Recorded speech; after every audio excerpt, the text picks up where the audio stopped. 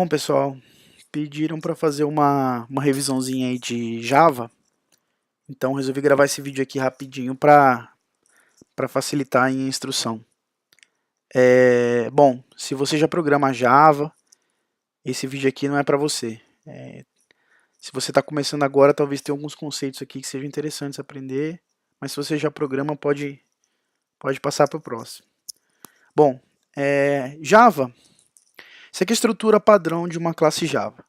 A primeira linha aqui é o endereço do pacote, né, diz aonde a classe se encontra dentro dos diretórios. Então, veja aqui que a classe revisão está dentro desse pacote BR com projeto. Aqui é a classe em si, né, classe revisão.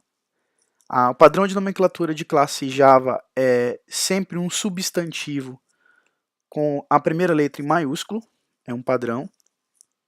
Algumas variáveis de classe, né, ou seja, de instância.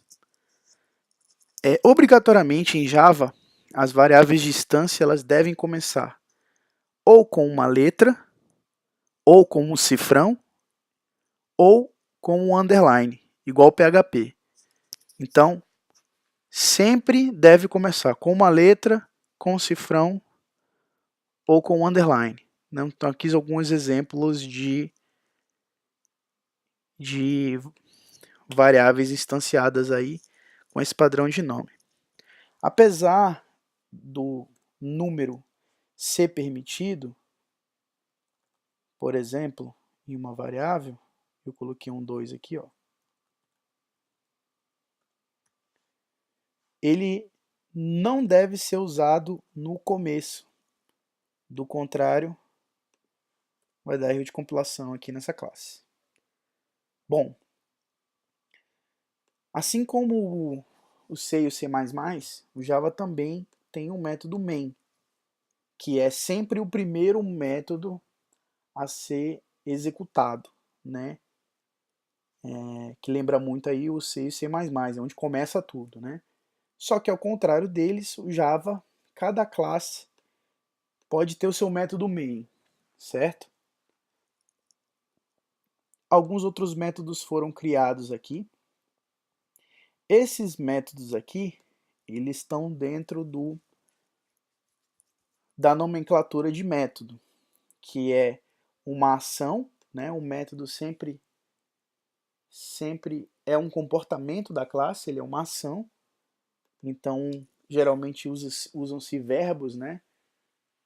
Para nomenclatura de método.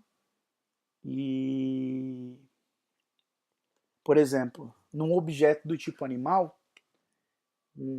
existiria um método do tipo com nomenclatura comer, que é uma ação que o objeto animal faz, né? Então, esse é o padrão de nomenclatura, também com letra minúscula, usando esse padrão camel case aqui, igual ao que declarado nas variáveis. Camel case é esse padrão onde você começa a primeira letra minúscula e a primeira letra das próximas palavras vem em maiúsculo, né? Então, esses aqui são tipos válidos. Qualquer outra coisa que comece com percent, qualquer outro caractere, não é válido em Java. Então, esse aqui é o padrão válido em Java. Bom, vale lembrar que a estrutura do método também, ela sempre segue esse padrão. É um modificador de acesso, que pode ser public, protected, private, e lá na frente a gente vai ver cada um deles. Uma variável de retorno, nesse caso, esse método retorna A, que é um inteiro, do tipo inteiro, então tipo int. Então, esse método retorna um int, a nomenclatura do método, né, e os parâmetros que ele recebe para execução. Né? Nesse caso, esse método não recebe nenhum parâmetro, mas esse método aqui, ele recebe um parâmetro, que é um inteiro, é onde ele vai setar essa variável de ambiente aqui. esse acesso diz, ele indica que essa variável que está sendo setada é a variável da classe.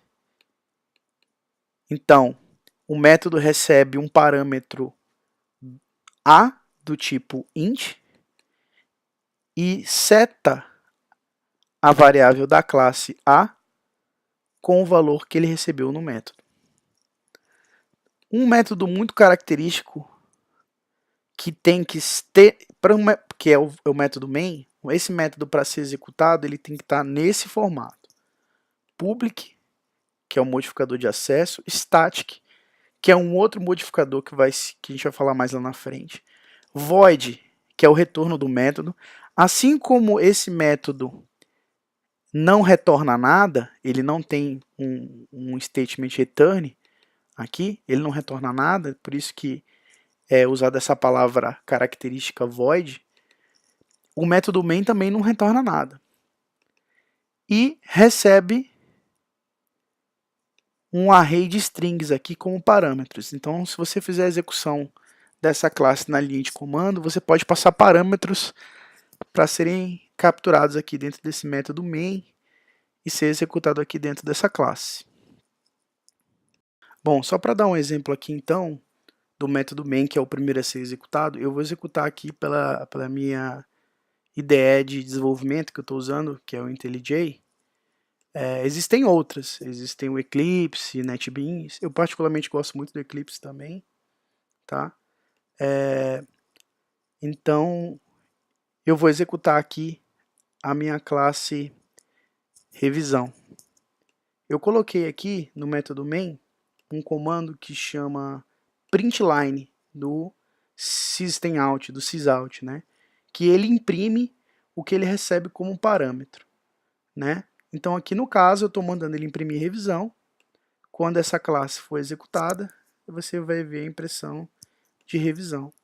Mas assim como na linha de comando, eu posso, como eu falei para vocês, ele recebe um array de parâmetros. Então eu posso vir aqui e colocar parâmetros para a execução dessa classe. Por exemplo, posso botar um parâmetro teste1, um parâmetro teste2 e assim sucessivamente. E aí, se eu capturar aqui e mandar imprimir dessa nova variável args, eu pegar o primeiro parâmetro, que em Java começa no 0 de um array, e mandar imprimir e mandar executar, você vai ver que executou o primeiro parâmetro que eu passei na execução da classe. E se eu capturar o segundo parâmetro e mandar imprimir, executar novamente essa classe, você vai ver que ele capturou o segundo parâmetro. Tá? Isso aqui porque eu estou utilizando uma IDE de desenvolvimento, né? Mas se eu pegasse esse código todo e compilasse, escrevesse no Notepad e usasse a linha de comando do Java, eu poderia executar normalmente. Por exemplo, vou aqui dar um exemplo de comentário em Java, aproveitando para dar um exemplo de comentário em Java. Existem dois tipos de comentário em Java. Esse aqui, que é o barra, que é para comentar uma linha, simplesmente, comentário de linha. Então, se essa classe tivesse sido escrita em um Notepad, e eu tivesse pela linha de comando, ou pelo CMD do Windows, ou pelo Linux, no diretório dessa classe, eu utilizaria o comando javac para compilar essa classe. Então, esse comando, ele compilaria essa classe. Por final da execução desse comando, ele geraria para mim um .class, que é a minha classe binária compilada. Essa aqui seria o arquivo de saída. Como eu estou utilizando uma IDE de desenvolvimento, ela já vai compilando para mim tudo aquilo que eu digito. Então, você vai ver que existe uma classe compilada que está dentro do pacote especificado, né, que a IDE já compilou para mim. E essa função da IDE é que executa essa classe no caso. Eu digo que eu quero executar essa classe, o método main. Para executar uma classe em Java, você pode utilizar o comando java. no diretório.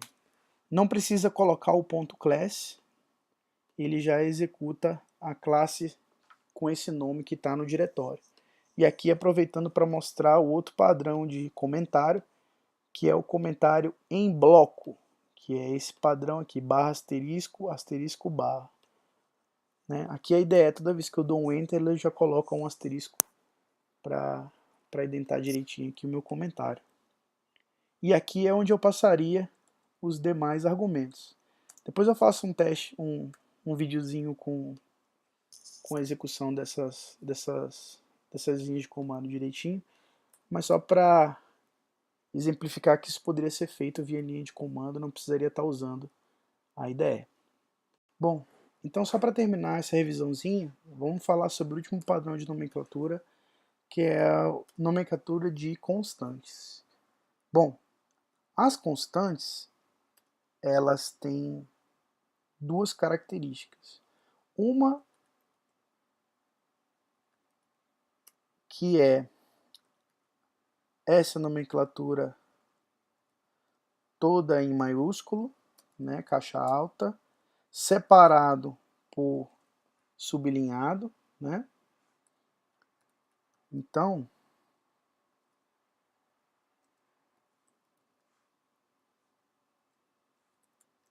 eu criei aqui uma constante olá mundo. Vale a pena lembrar que as variáveis são sempre finalizadas com ponto e vírgula, assim como os comandos dentro do método, né? Isso você já sabe. Bom, então essa variável que eu criei aqui, essa variável que eu criei aqui, olá mundo, para ela se tornar uma constante, eu tenho que identificar ela com dois outros modificadores além desse private, obrigatórios, que é o static e o final. Isso indica que isso aqui é uma constante, final, que não será modificada. Né? E o static indica que ela pode ser acessada por métodos estáticos. Por exemplo, nosso método main. Se eu colocasse ele para imprimir essa variável a, ele daria um erro de compilação. Ele diria que essa variável a não é estática, é um campo não estático. Então ele não pode ter acesso. Já a minha constante olá mundo, ela é estática, então ela pode ser acessada por um método estático, né? Então executar aqui a gente vai ter a nossa famosa classe que imprime olá mundo. Bom, aproveitando o gancho, vamos falar um pouco sobre esses modificadores de acesso, né? Mais na frente nós vamos falar sobre todos esses modificadores com mais calma. Mas só para lembrar que esses modificadores de acesso, eles dizem que essa constante só pode ser acessada dentro dessa classe. Esse método public diz que as outras classes podem acessar esse método sem problema. Assim como se tivesse um método private, diria que apenas essa classe pode acessar esse método. Aqui nessa classe, a gente não declarou nenhum modificador de acesso, mas as classes, assim como os métodos, elas têm os modificadores de acesso. Aqui não está explicitamente declarado, mas aqui tem um modificador de acesso, que é o modificador default, né? Ou modificador de pacote, também conhecido, que indica que essa classe ela pode ser acessada por todas as classes que estão dentro do mesmo pacote, né? Para que essa classe fosse acessada por as demais classes, eu poderia modificar o acesso dela para público. Então, ela seria uma classe visível pelas demais classes. Mas mais na frente a gente vai falar sobre isso. Eu acho que por hoje tá bom, por hoje é só. Valeu!